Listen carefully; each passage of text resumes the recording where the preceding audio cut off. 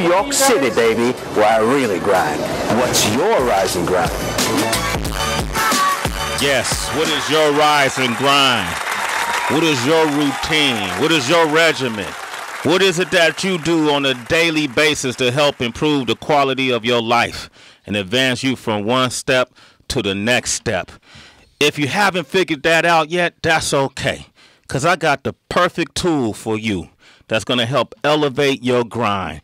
And it's a book that's out tomorrow, written by the one and only Daymond John from Shark Tank, from FUBU, and from 100 other businesses that he owns. And the book is called Rise and Grind, Outperform, Outwork, and Out-Hustle Your Way to a More Successful and Rewarding Life. And we have the shark himself with us. Give it up for Daymond John. Thank you.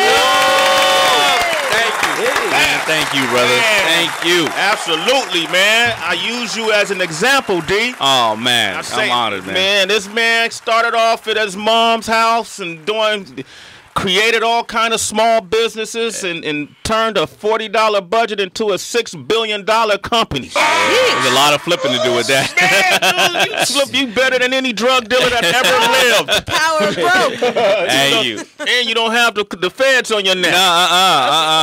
Those are my peoples. Those are your peoples. Yeah, I pay a lot of taxes. Those are my peoples. You know, and here's the thing. This particular book and the last book he did, Power of Broke, Daymond John gave me just a wonderful opportunity to do the audio book for Power of Broke, and now for Rise and Grind. So that'll be available too for folks as well. Man, if you'd like to you, and you know, people just, you don't know how many people write me about it and stuff like that, about how you delivered that you know, the message so articulate, man. I really appreciate it. Wow, really. man, I appreciate it. You know what I had to do is I had to embody Daymond John, you know, and become you as I read through the book. And what was crazy is as I read through Rise and Grind, I was telling Kelly, one of my business partners, I said, look, I'm applying everything he's saying. Did I not, Kelly? Yeah. I would tell Kelly to read this book and just apply what he's saying to your daily life and see how it affects it. Well, listen, I started the book because I was seeking these 15 people I have in there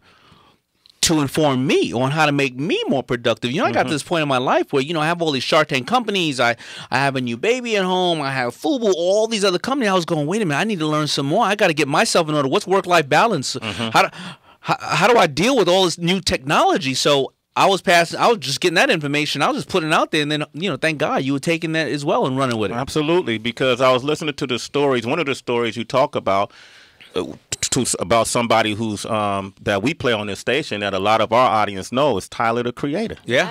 Yes. And what it was that he's done, you know, in his rise and grind. And what did you find fascinating about Tyler, the Creator from Our Future? I found that he was a young kid, but he was extremely disciplined in however he put himself together, and he would do various things. You know, what you'll notice on 15 of these subjects is they all do various different things, but it's the same exact thing. And you'll notice that we no longer take control of our lives. Many of us, we allow the rest of the world to take our responsibilities from us and make us their problem, right? So we have to be selfish. And I looked at it in a certain way that Tyler was being selfish in the same way. I'll give you an example. I'll get right back to how Tyler is.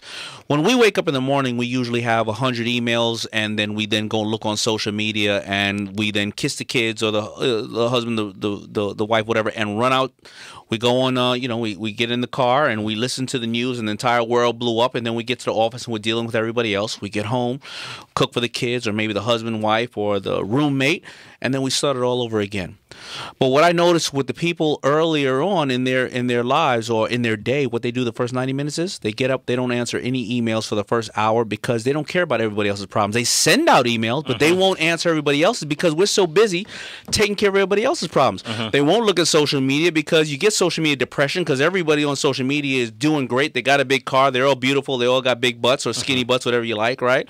And before you know it, you're late for work, right? You don't even put any time in. So what these people do is they won't answer any emails because they look at their inbox as their defense. They look at their outbox as offense. They'll send out all these emails. They won't look at social media. They'll go ahead and take time and schedule time with their kids, their wife, whoever it is, for the next night or tomorrow, whatever the case is, because they know if they keep saying, we'll hang out, they'll never get to it.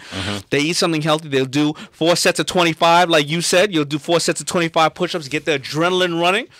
Then they'll get out there and they'll start doing things. And What people usually don't do is they never take time for themselves to ask themselves, who do they want to be tomorrow, next year, in 10 years? And Tyler, even as a young kid, he'll go out there and he'll sit in a tree for an hour with his friends. Yeah. He'll just sit in a tree because we usually forget who we wanted to be. We're answering everybody else's problem. We're a mother, we're a father, we're a husband, we're whoever else.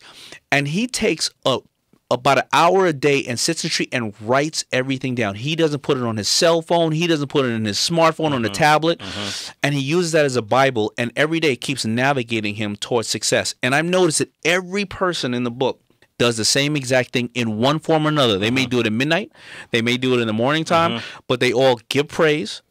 They thank what they have around them, and then they see how they can build on it by thinking about who they want to be instead of letting everybody else in the world tell them what they want from them. Daymond John is here, man. Catherine Zeta-Jones was here, and she's featured in this book, Rise and Grind. It shocked her that I knew that she would take candles with her everywhere she went. Yeah. And I revealed to her that I was doing an audio book, but I really admired her story with what is it? Casa Zeta. Casa Zeta. She has her own product brand. But you look at Catherine Zeta-Jones, and she's a wife. She's an Oscar award-winning, Tony award-winning actress. She's a mother. She's a businesswoman. She grew up with in a small country in Wales, in a small little area where her father was owned a candy factory, and her mother was a seamstress. Everybody told her she wouldn't make it, and they kept saying, "Stop being so what is that word? Precocious. I'm dyslexic. Precocious, to be advanced. Well, they didn't want her. They wanted her to limit herself. Yeah. And now she always says to herself when she walks in any room, "I got to be more precocious, right? Yeah. I have to still keep guessing and learning." But let's simplify this. Everybody tells us here's the bottom line of why I wrote Rise and Grind. Everybody tells us you got to work hard. All right, we got that. Yeah. But if you want to go out and be an athlete or a chef or anybody else, you have to get very specific curriculums on how to do it. So you want to be an athlete. How do I train this muscle? How do I take better shots? How do I do this and that? What is the exact recipe? So what I did was ask everybody what the first 90 minutes of their day is. What's the last 90 minutes of the day? Work-life balance, all these things. And you'll see exact techniques and recipes, and no longer have to hear, "Yo, you just got to work hard. Work smart instead of, work hard." Now it's giving you exact techniques, and you will either say, "I'm doing this and I'm on the right track," or you'll go, "Let me try these other couple of things because I haven't been trying. Okay, number 5 doesn't work, but number 3 does." And you'll start to see other techniques that you can apply to yourself, because everybody's going to train different. Yeah, everybody's going to train different. Daymond John is here. This is what Captain Zeta said about working with you. I'm going to call up that guy on Shark Tank because he's the one I want to work with. If I was on that show, I want him. So I called him up, and he's like, "Whoa, the celebrity brands, I don't know." I said, "Well, I don't think you understand. It's like, I'm really passionate about this." And he said, "Well, send me some files." And he was just, of course, very charming. Yeah. But he wasn't like, "Yeah, let's do it." He was really giving me all the bad things that was going to happen. So I sent him, within 15 minutes of getting off the phone, like about 25 electronic files. He went, "Whoa, I guess you've been thinking about this for a while." And anyway, through a course of like nearly 2 years, we are business partners, and it's just the best. It's everything that I want. Is I'm creative, and I've got a great team, and I got a partner who really believes in me, and it makes every day with him fun. Zeta Jones. Yeah, let me put on my groupie hat for a second, because I ain't got to twist it. Yeah. Catherine Zeta-Jones called me, and I was like, she was like, "Yeah, me and Michael lay in the bed and watch Shark Tank." I was like, "It's wreckable, Michael?" Like, I'm like, "Gordon Gekko?" Like, you know what I'm saying? Like, are you kidding me? And then, oh, by the way, did you say Catherine Zeta-Jones? Yeah. She's one of the most recognizable faces on the planet. But by the way, few people know, I think she's either one or two of the highest endorsement paid people in history. Michael Jordan, Tiger, she got 300 and something million for T-Mobile commercials. She's calling me now. She's sending me sketches at 2 in the morning. Wow. So I'm with my girl. Like, it's Catherine Zeta just hitting me up at 2 in the morning. You know what I'm saying? But honestly, man. Honestly, she is the hardest working person that I've met. She's the most humble person, and she is focused. And now you can see why she is who she is and how she's gotten where she's gotten, because that woman is. And by the way, what's the new movie? Cocaine Godmother. The Griselda. Yo, he had it. He said it. I saw it last week. I don't even want to have meetings with her because she's so scary in that movie that I was like, yo, is this the lady I'm meeting with? Yeah.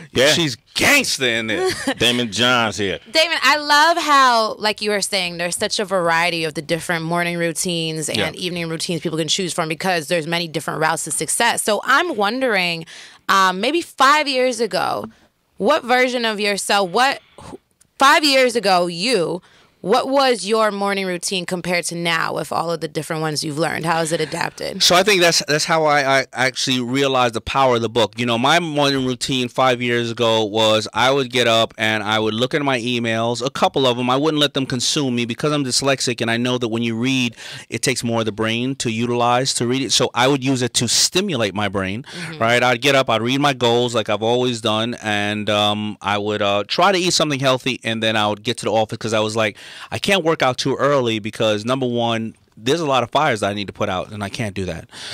As I started to realize what was going on, I started to do these interviews with people. I started saying, all right, maybe I need to change this around. So now it's totally different. So I'll get up, I'll do my goals, I'll still do that small part of reading the email, but I will not look at social media, which I used to. And now I'll go work out because I used to work out at night when I felt that my emails weren't coming in that much and I wanted to kind of get tired, so I'll rest it. But I start working out now earlier in the day, and I start also scheduling time with my daughter and with my family to make sure that that is priority over anything else. And I also schedule any kind of health things I need to do, doctors, checkups, physicals, whatever the case is. What that did was I'm more productive because the adrenaline running, and I got to work, and I'm more active. I didn't eat the egg and cheese sandwich, which slowed me down, right? And I need to chill out for a little while. I started doing my spending more time with my family, and because I started to say I'm going to make a major appointment, any kind of appointment I can once a month for my health, I ended up finding out I had stage 2 cancer. After starting to find out all these people's techniques, because I looked further into my health, and I ended up finding out I had stage 2 cancer. And it didn't save my life necessarily because I had thyroid cancer, which would still be a challenge. But I had a surgery and I got the cancer removed. I'm cancer free, and it was because of me altering my life with these small adjustments. Nice. Wow. Now I didn't even know about that. And as I was reading the book, the audio book, recording for the audio book, and I'm reading and I'm reading in your voice about how you had the executive, what they call it, executive physical, which is he's had physicals every year, but none of the physicals showed that he had thyroid cancer. The executive physical costs a little more, right? It costs a little more. I never knew what it was, and then I found out that all these individuals go and get pap smears, mammograms, colonoscopies, everything. They try to get early detection and find out what's going on, so they're more productive. So when my friends say you can get an executive physical, it's a little bit more. And by the way, for seniors, I believe Medicaid and or those things do cover executive physicals. So if your parents, you can nudge your parents right now to get that stuff done. But when I found out, I had a lump in my throat the size of a marble, and I had it there probably about 3, 4, 5 years. I don't know how long it was there. And the doctor feels my neck every time, but he's checking my lymph nodes, right? So you don't know, because that could have really hurt me and slowed me down. And what would be success if I didn't, if I had cancer? Yeah. And what's more important than your health? Nothing. That's the you can't do anything. You're done. You're done. Daymond John is here real quick. I just want to ask, rolling off of the health thing, how important is sleep? Because a lot of people always be like, you sleep when you're dead. You work till you don't sleep at all. Sleep is the top 4 elements of your life, from health and nutrition and things of that nature, because sleep is really important because you reset your body. Now, I can't lie. I sleep probably 4 hours. It's not that I go out there and try to work hard like that. I just can't sleep. But I try to find ways, from melatonin to a lot of things to kind of rest my body. But it is extremely important. So, I like Gary V's in the book, and I love what Gary says. He says Gary Vaynerchuk. Yeah, Gary Vaynerchuk, right? He's in the book, and he has a couple of things that motivate him, and you'll find some things may be crazy. Number one, the thing that motivates him is he thinks of his family in a plane crash. He goes, I visualize that, and I visualize that I'm going to be grateful for the fact that they're here, and I'm going to bust my ass to make sure that they have the best life ever, and we're going to enjoy life to the fullest. Now, that's a little crazy, but a lot of people will use negative motivation like that to instill positive things with him. But he'll also say that if you find yourself only sleeping 4 hours a day or 5 hours a day, Well, then stop playing Sega so much and or stop looking at Instagram so much, because you can take a half an hour back from looking at Instagram a day, and now you're sleeping 5.5, and now add something else to it. He said it's really binary, but we just don't think of it like that. We are so busy putting out fires instead of being very, on the offense and then shutting them down. So the bottom line is, we all in this room have 24 hours. Why are some people more successful than the others if we have the same exact 24 hours a day? Wow. Daymond John, Shark Tank. He's here. Rise and Grind, a new book. You could pre-order it today. It's out tomorrow. It's out tomorrow. You can pre-order that audio book, too. I'm featured in the audio book. Man, that's right, man. I partnered up with Daymond John. Right. Does that make me a shark? Absolutely. No, Are I'm you a kidding? shark, man. You crazy? I'm a shark. Look at those fins. You know what? As one of his fellow sharks, what I want to do is what we do on Shark Tank, and we're gonna have the citizens call up, and we're gonna do something that we call Citizens Tank, and you're gonna get to pitch Daymond John in 60 seconds or less. Nice. And see what comes from it. And if you pitch something great enough, I know him. He's gonna want your number, and he's gonna contact you later. 888-742-3345. Bring it. If your pitch sounds stupid, I'm hanging up. Sway in the morning. My hat is like a shark fin. Deepest blues, my hat is like a shark's fin. A chance to pitch it to the shark, Daymond John. This is Citizens Tank. Right now, on Sway in the morning. Yes, indeed, ladies and gentlemen. And you know it's official because I'm officially a shark. Deemed by my one and only homie, Daymond John, man. That's right. And Daymond John and I go way back to the 90s when FUBU came out and Sway and Tech was putting them on a radio show, syndicated worldwide. Ooh, I got to get you my, we launched on the 26th, my first FUBU and Puma collaboration on the suede. You know, 50 years of the Puma suede and 25 years of FUBU.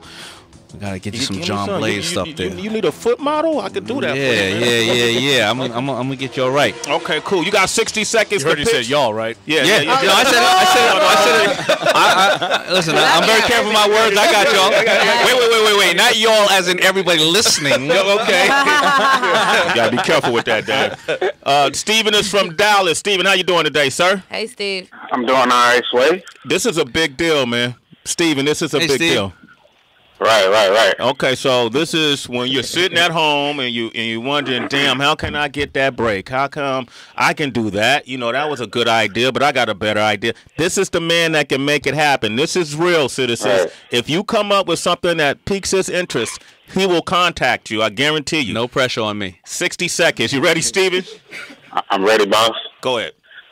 First off, shout out to Sway. I'm from Richmond, California, but I stay in Dallas right now. All right, 55 seconds. First off, my business idea is a after-school program for the kids, man. Sort of like, you know, there's a lot of sports and academics out there, but there's just no everyday basic, you know, training for the kids, man. So I got an idea of a facility where, you know, kids can come to and learn basic, you know, training ideas like, you know, etiquette. It can be cooking, it can be wood shop, and we just utilize people in the community, you know, to have different classes and facilities, you know, different training for the kids, you know what I'm saying, on an hourly basis. You know, it can be in any community.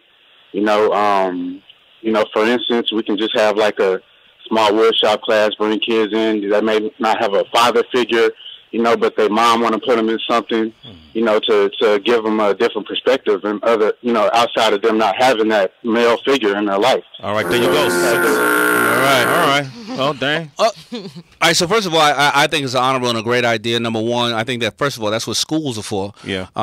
You know, because I studied, you know, wood shop and stuff like that. But you know, the private sector is probably going to be the ones that are going to help, you know, do what we need to do.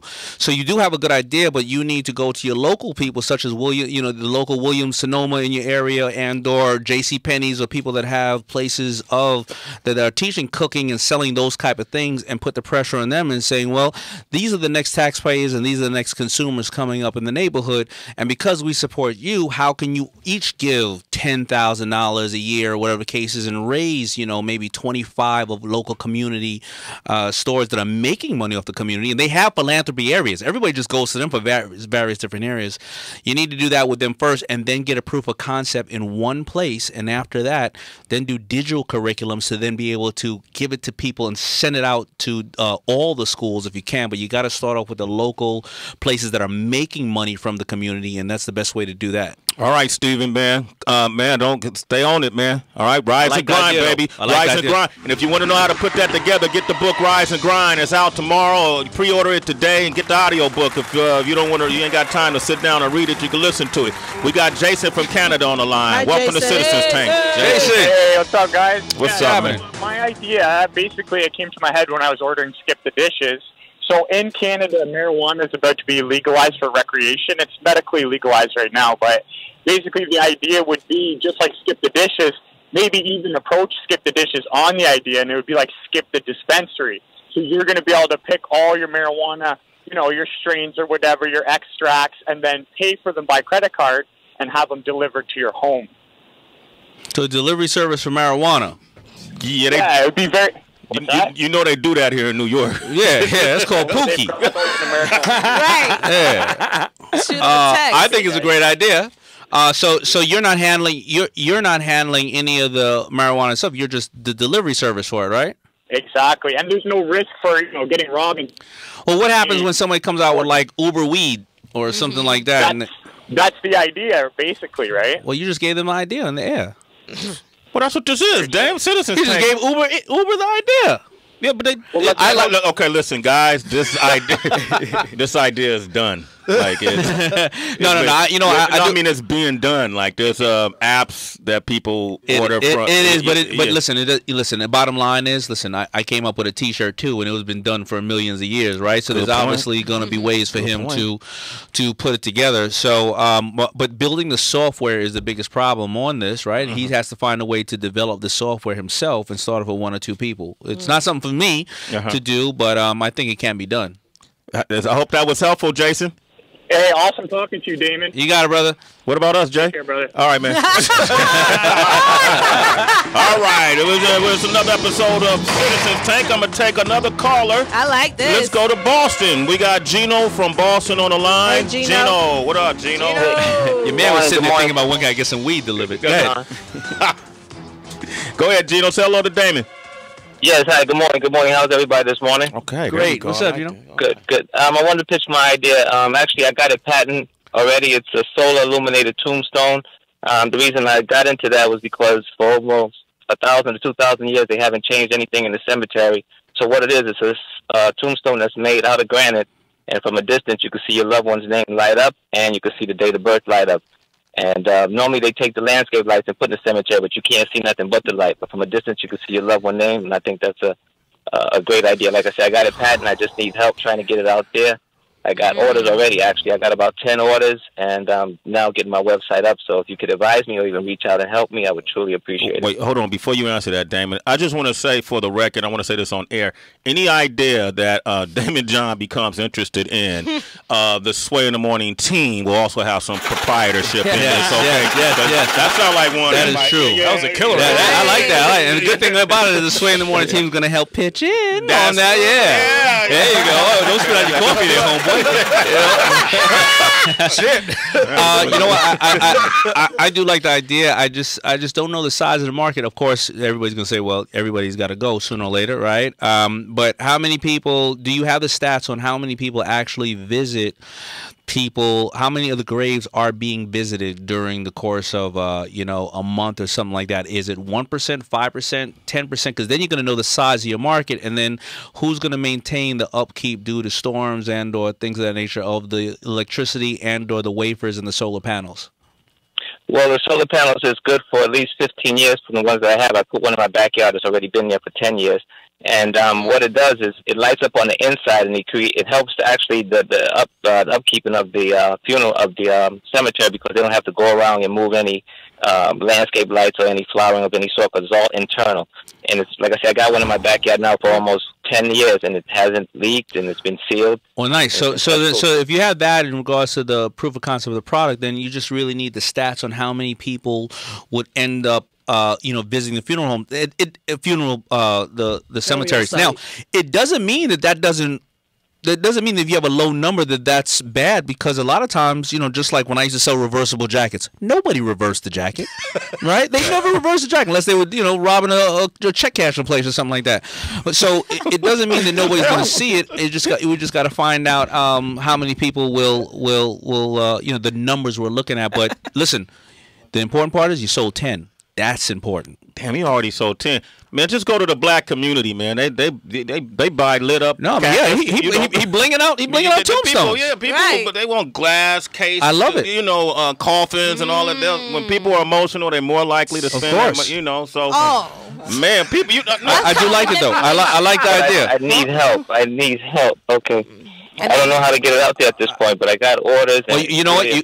What you got to do is patent it. You go over to funeral homes and or places that make tombstones and give it as an upsell. And basically, they'll be able to sell and upsell people, which will then make them unique according to other people. So you should just go over there and just start like that and start taking pre-orders.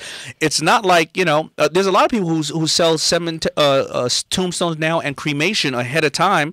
So you'll have time to take the money in, make the product, and then when the people need it, they'll have it. So start associating yourselves with some tombstone. You want his number? Should we get his number? We should get his number. Okay. Hold on the line. I may need one myself. I don't know about that. I'm saying celebrities would be into that. No, of course. There's a lot of folks. Hood celebrities would be into that. Kanye would definitely get that. I'm thinking hood. So, all right, hold on the line, Gino. Okay, boy, do you have a question?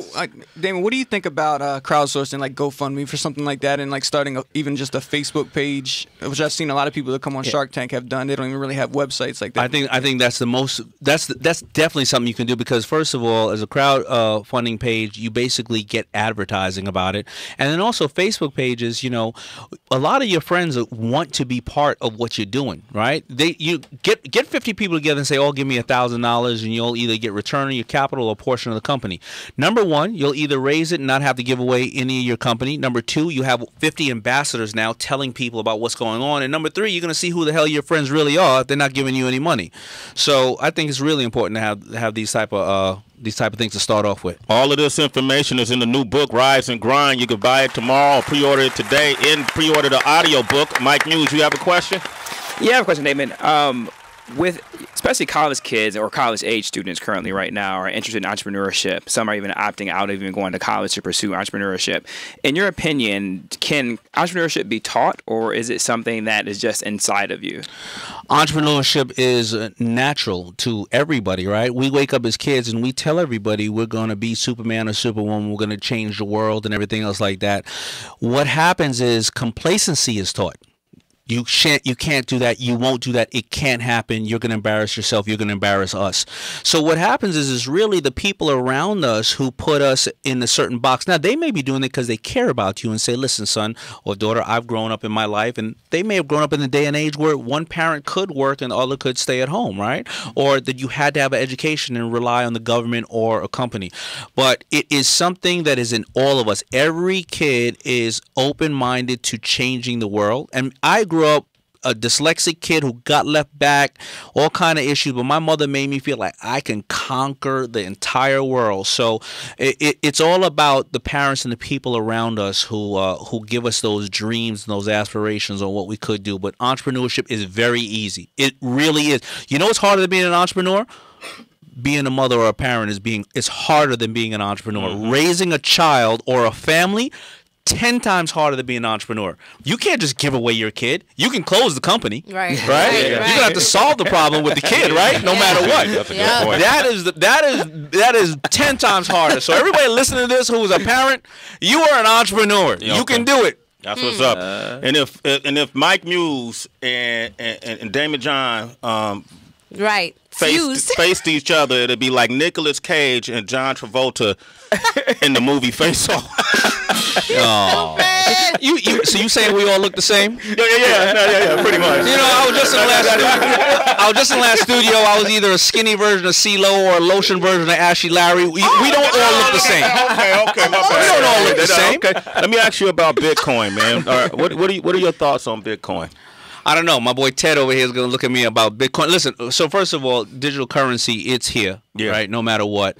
I think Bitcoin, the way, listen, I surround myself with a whole bunch of millennials who know way more than I do, right? Okay. That's part of my rise and grind, right? The way they break it down to me is, Bitcoin is the Yahoo of the internet, right? I think digital currency is going to be here. It's going to fluctuate. It's going to go up and down, right?